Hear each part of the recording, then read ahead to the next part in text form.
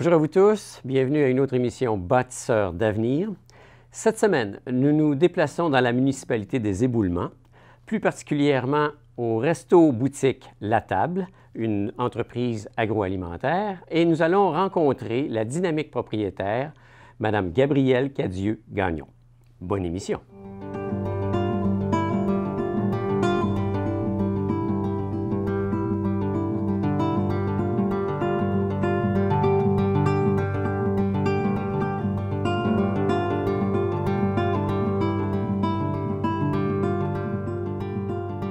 Gabrielle, ça fait combien d'années que le Resto La Table existe? On a ouvert, pas en juillet dernier, l'autre juillet, donc ça va faire presque 2 ans. Là. On va fêter notre 2e année cet été. Cet été? Oui, exactement. Là, on parle ici d'une entreprise qui est partie de rien puis qui s'est complètement créée à partir de zéro. Oui, exactement. Dans le fond, à 24 ans, presque 25, j'ai décidé que c'était là que je partais mon entreprise.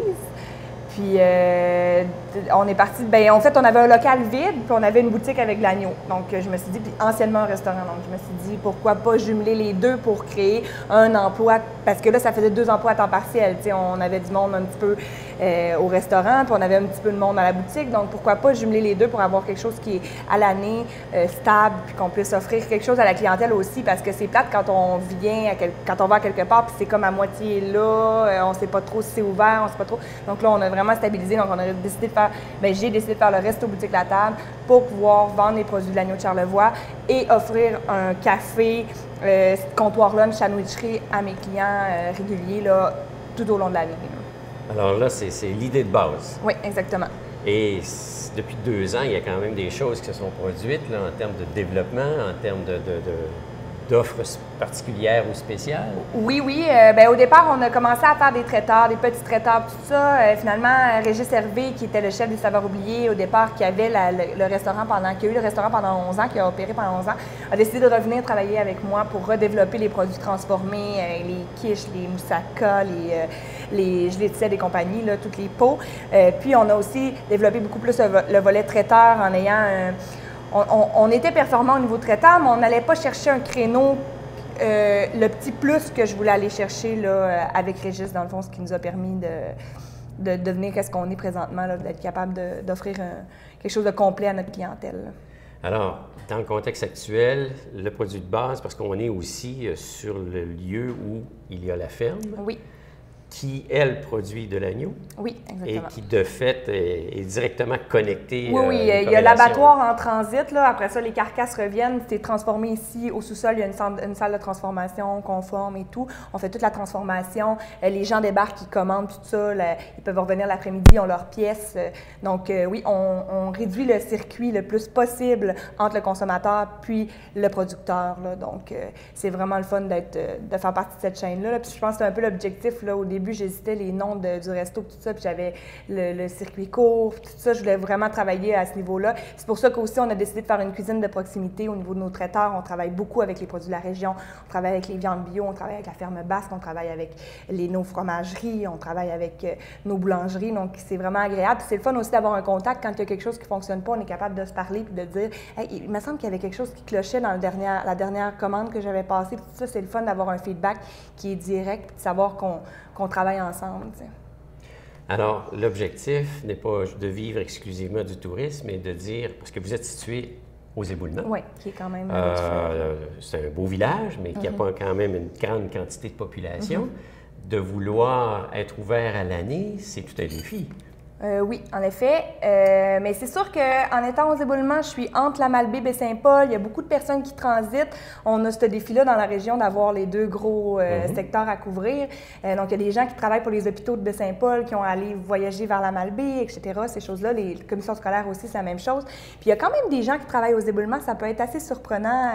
Tu sais, quand on regarde des entreprises comme chez Gravel, on regarde le ESSO, on regarde la commission scolaire. On a une belle école. Il y a quand même 80 élèves. C'est un village témoignage qui est vivant. Donc, je pense que j'offre quelque chose qui est différent c'est pas mes compétiteurs, je peux pas les appeler comme ça parce qu'on est vraiment, on a tout notre petit... complémentaire. Oui, exactement. On a, tu sais, moi, quand quelqu'un arrive pour un déjeuner bacon, œufs, et je sais où les envoyer, je sais qu'il y a le restaurant au Gré du Vent en bas qui est capable de les accueillir et qui est capable de leur offrir ce qu'ils veulent. Quand ils veulent avoir un café, latte, tout ça, ils savent qu'ils peuvent venir ici. Donc, c'est agréable pour ça. Les gens ont ce qu'ils veulent quand ils le veulent. Ils ont le bon endroit, exactement. Ils ont un choix. C'est un projet qui a vu le jour il y a 2 ans. Ça va faire 2 ans bientôt. Ça faisait longtemps que Gabriel était intéressé à reprendre le resto. Et nous, on avait un petit kiosque de vente. Alors, ça s'est fait graduellement. On a transféré le kiosque de vente à la boutique, ce qui permet d'avoir une variété de produits intéressante. Et elle, en plus, en commercialisant l'agneau, capable d'expliquer aux gens comment il est produit, quelle saveur il a, quelle pièce, quelle cuisson pour quelle pièce. Alors, c'est très intéressant comme maillage pour nous.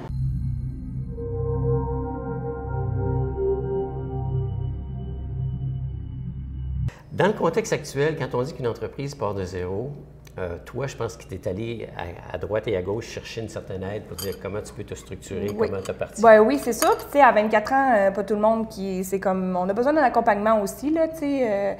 J'étais allée à la SADC. Bien, au fait, c'est que ça s'est fait très rapidement. J'ai fait mon plan d'affaires en 2 mois. J'ai démarré, puis j'avais commencé à écrire mon plan d'affaires 2 mois avant. Donc, j'ai eu un très beau soutien au niveau autant, si c'est pas nécessairement économique, mais un soutien au niveau des outils, puis aller monter le plan d'affaires, puis aller regarder, aller m'appuyer pour savoir est-ce que c'est correct, qu'est-ce que je fais, puis si je le fais comme ça, est-ce que c'est de la bonne façon, puis est-ce que vous tu sais, selon votre expérience, êtes-vous capable de me dire que c'est quelque chose qui va être viable ou ouais. Exactement, puis qui va faire que ça va durer plusieurs années, tu sais. C'est un peu le but. On se part jamais en affaires pour dire qu'on aimerait ça que ça finisse 2 ans plus tard, là. Je pense pas qu'il y a personne qui est comme ça. Fait que c'est ça. Fait que, dans le fond, ils m'ont donné vraiment un beau soutien à ce niveau-là, là. Les trois grands centres d'aide, le SADC, CLD, CFE, là, j'ai eu beaucoup d'aide de leur part.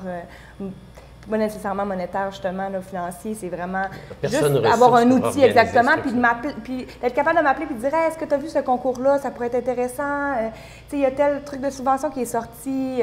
Tu devrais peut-être regarder pour telle chose. Puis as-tu pensé développer? » Ils sont là, puis ils connaissent ça, puis ils en ont vu passer. Ils ont vu passer autant les échecs que les bons coups. Fait qu'ils sont capables de voir un petit peu, puis de nous saisir, puis nous ennuyer. De prévenir un petit peu si l'orientation, on prend une tendance qui est mauvaise, bien, te ramener dans le droit chemin. Oui, exactement.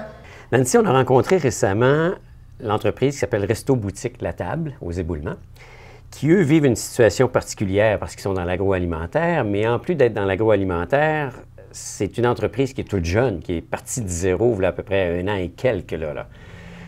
Il y a des étapes là-dedans. Comment ça se passe, un démarrage d'entreprise?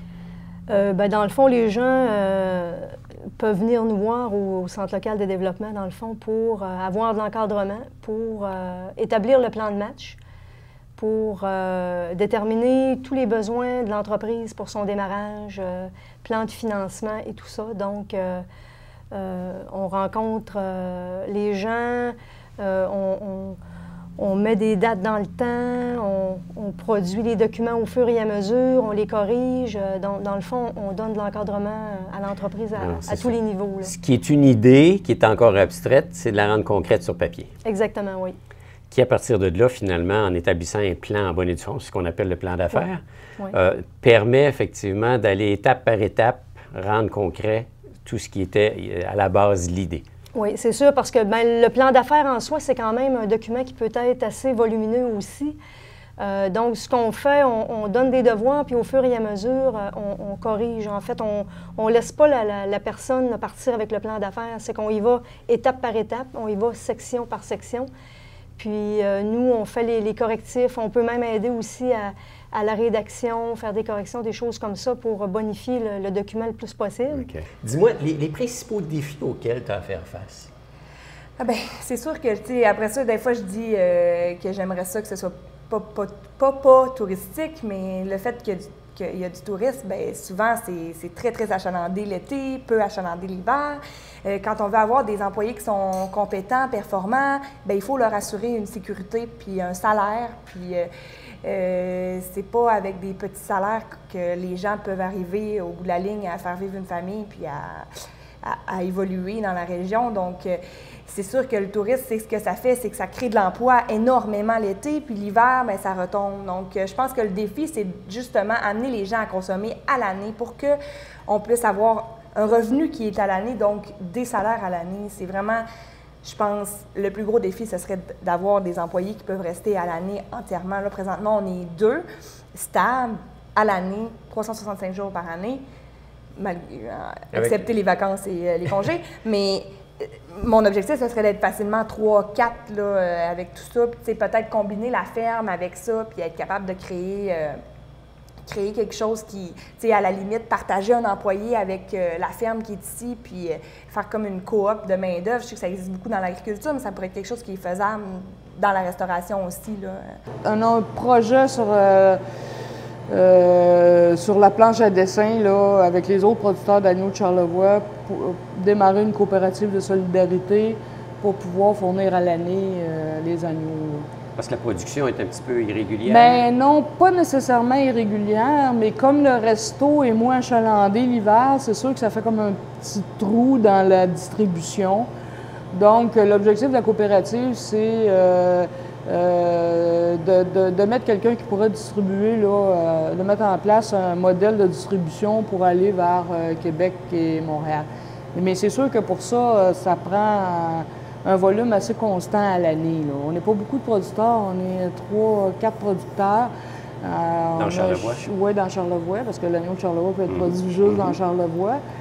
Alors, ce qui fait que c'est...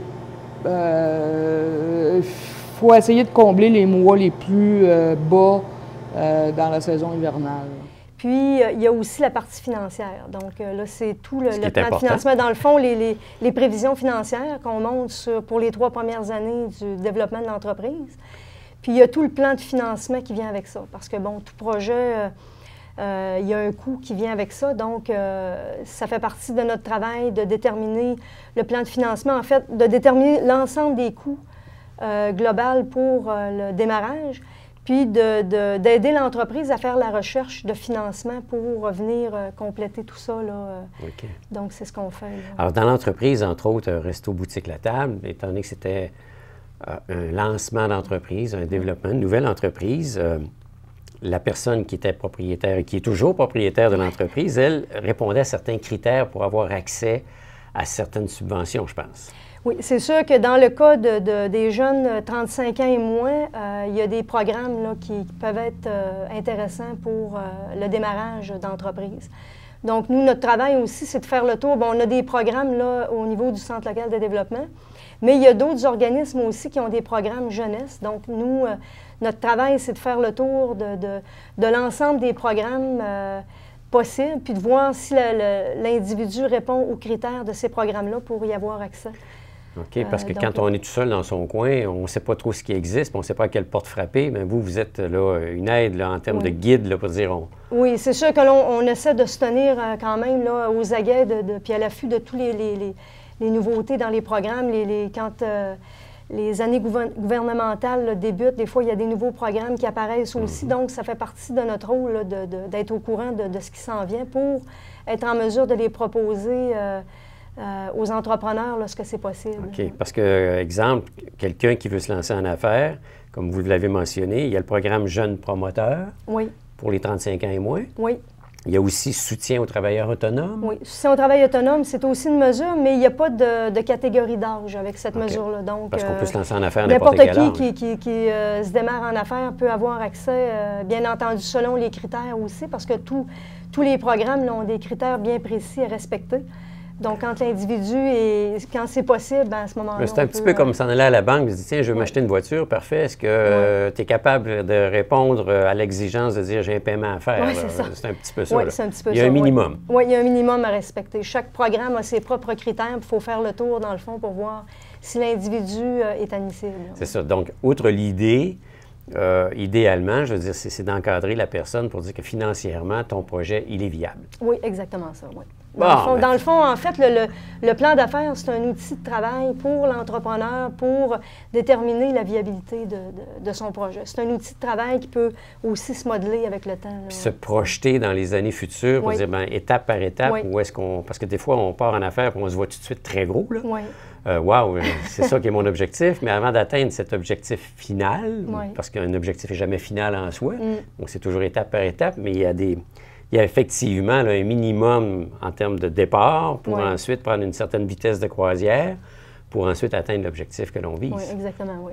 En tant que gestionnaire d'entreprise, une nouvelle gestionnaire de nouvelle entreprise, la plus grande fierté, là, ça serait quoi?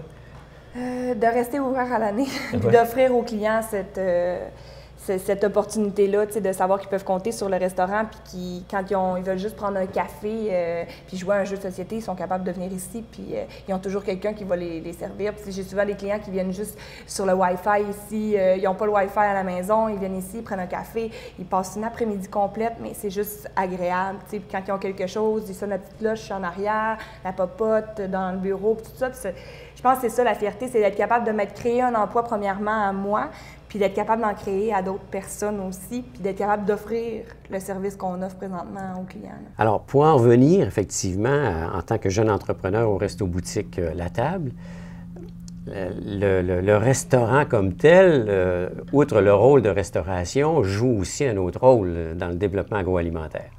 Oui, et ce que je trouve intéressant là, avec cette entreprise-là, c'est dans le fond, c'est toute la mise en valeur de l'agneau de Charlevoix qui est faite via le resto-boutique La Table, la transformation de produits aussi que le chef travaille continuellement. Puis il y a aussi tout l'aspect là, de faire la promotion puis de travailler les autres produits qu'on retrouve dans la région.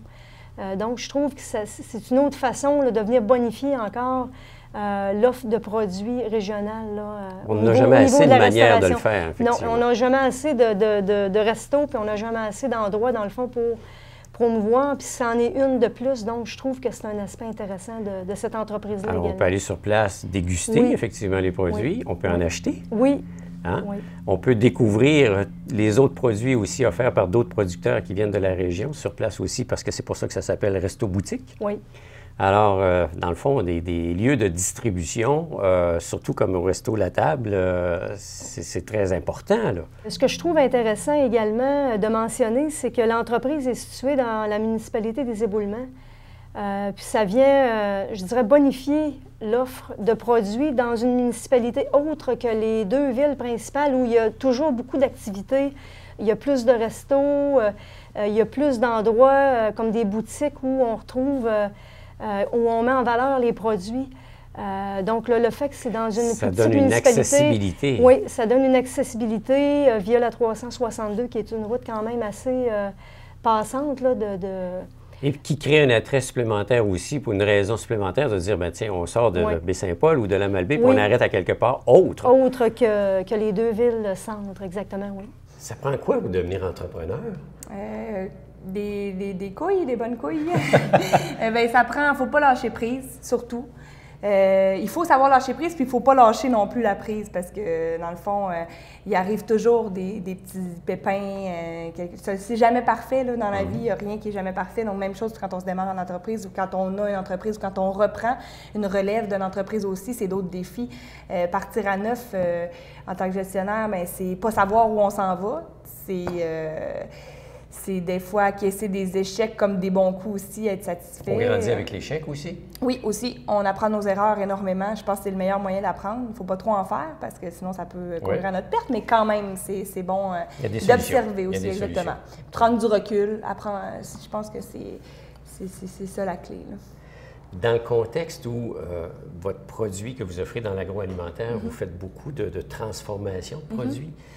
Alors, vous êtes en relation avec plein de fournisseurs locaux. Oui. Je veux dire, ça représente quoi en termes de travail et d'échange vis-à-vis ces personnes-là? Bien, moi, je trouve ça énormément agréable. Tu sais, je demeure à Baie-Saint-Paul, mon restaurant est aux Éboulements. Des fois, je fais le tour, là, je passe par la boulangerie La Rémy, j'arrête avant à la laiterie, je m'en vais à la ferme basque chez Lin, à la boucherie charcuterie d'Ain-Tremblay, j'arrête aux viandes bio, je repars, je m'en vais à Malbaie au pain d'exclamation. Puis là, j'ai ramassé tous mes trucs, puis j'arrive ici, puis je déballe tout, puis on prépare tout, on congèle ce qu'il y a à congeler, on garde frais qu'est-ce qu'il y a à garder frais.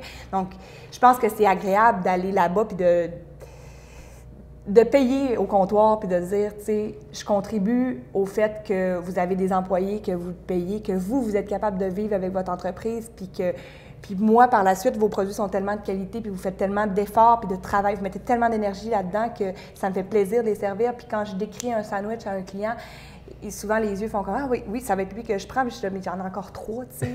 Attendez que je finisse. » Les autres aussi, tu sais, il y a des pleurotes de Charlevoix.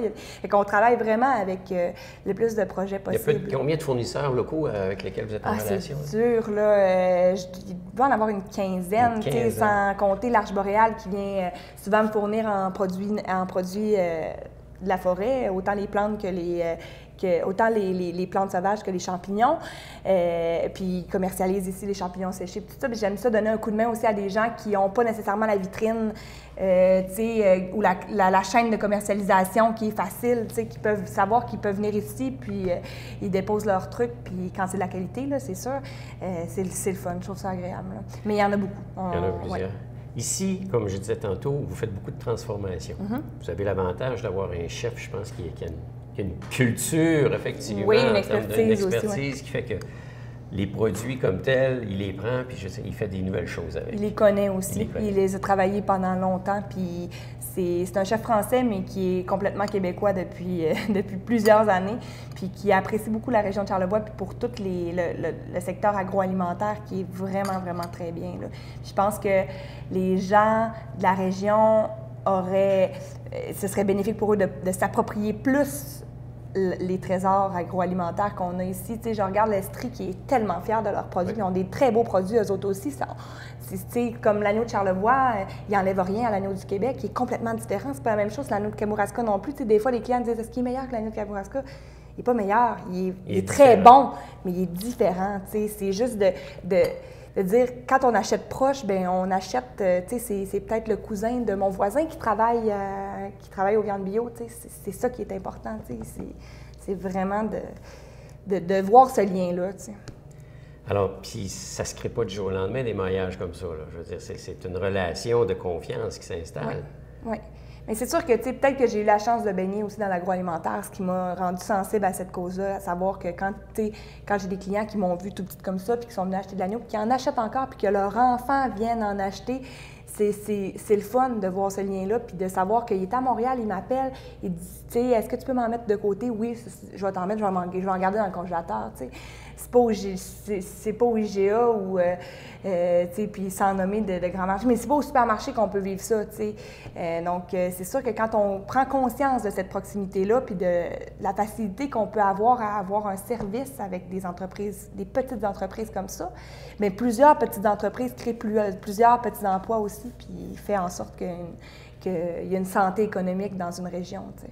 L'émission Bâtisseurs d'avenir est rendue possible grâce à la participation de nos partenaires financiers, le CLD de la MRC de Charlevoix, Desjardins Centre financier aux entreprises, Promutuelle Assurance du Littoral, la microbrasserie de Charlevoix et Simard Suspension. Le resto La Table étant justement un membre producteur du Grand Marché de Charlevoix, ça leur permet à eux de pouvoir distribuer à 4 points de chute leurs produits qu'ils ont transformés avec, évidemment, les aliments bien typiques de Charlevoix.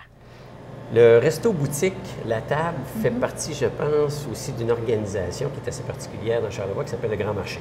Oui, le Grand Marché de Charlevoix, oui, en effet, on fait partie, on a adhéré comme vers la fin de notre, pas la fin de notre première année, mais la fin de la première été. On s'est inscrit, c'est super, les gens peuvent aller tout de suite réserver leurs pièces de viande ou leur nourriture. Internet, exactement.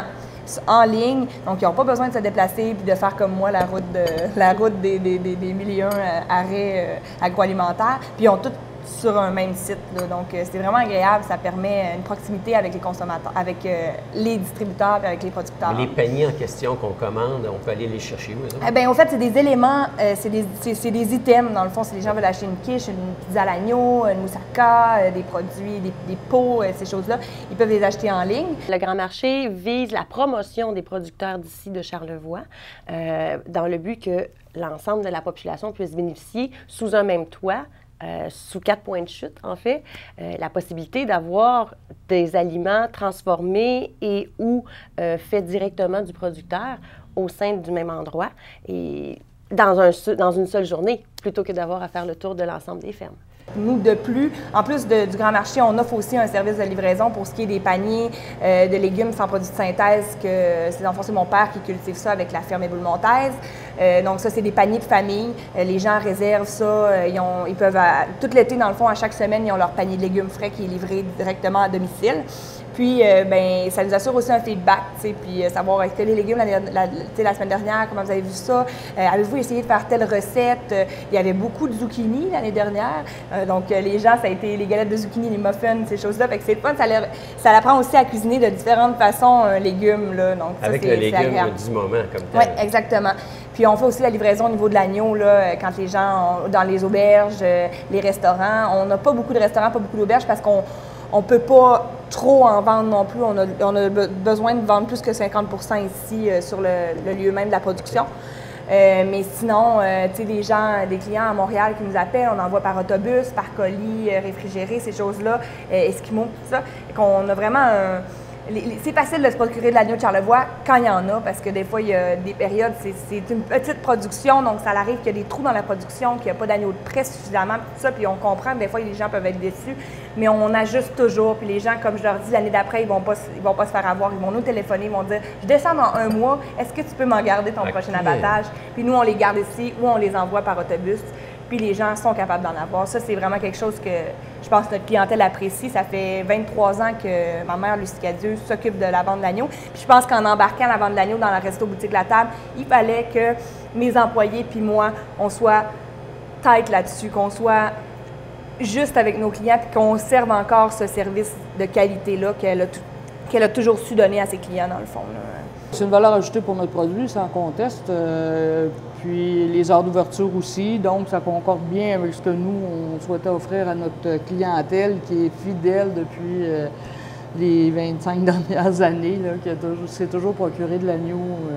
Dis-moi, je t'écoute parler, puis avec tous les maillages que tu as pu faire ou développer dans la région de Charlevoix, selon toi, est-ce que Charlevoix est une bonne région pour faire des affaires?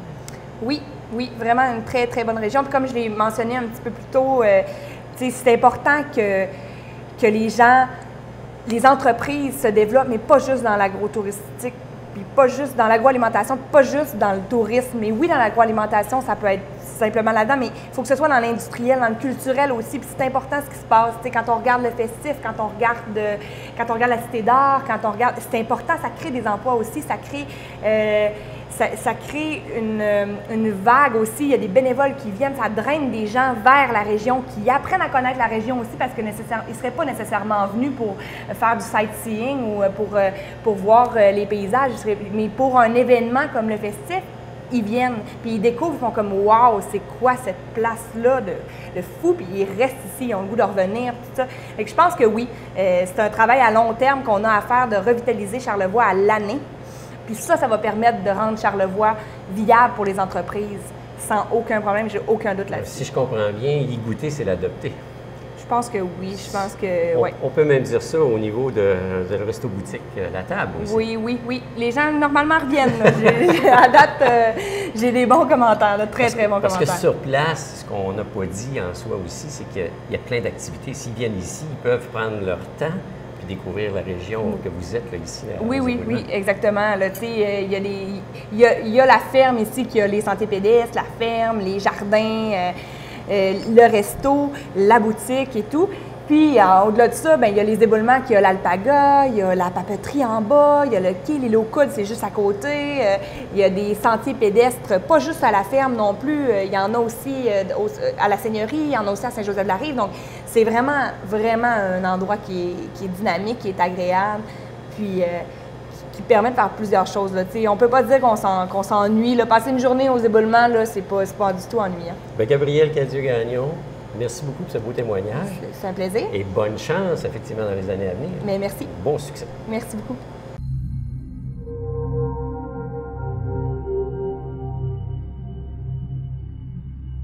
Voilà, c'est déjà terminé. C'est déjà le moment de vous dire au revoir et de vous inviter pour une prochaine émission Bâtisseurs d'avenir, laquelle nous allons rendre visite cette fois-ci à une entreprise qui est boulangerie et traiteur du nom de À chacun son pain. C'est un rendez-vous. À très bientôt.